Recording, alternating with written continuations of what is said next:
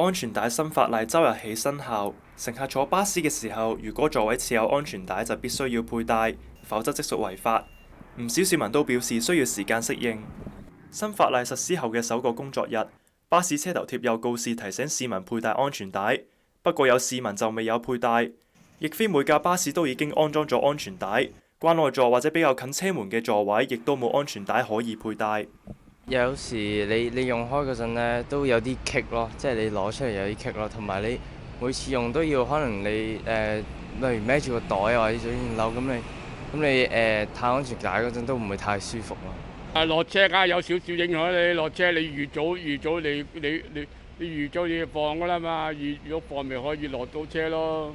新法例下，巴士等公共交通工具及商用車座位，如果有安全帶就要佩戴，違者最高可被罰款5000蚊及監禁3個月。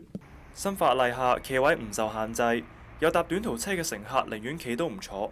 有市民指需要時間適應。短程嗰啲咁你扣得嚟都落車咯，不過短程又唔企㗎，寧願企㗎啦。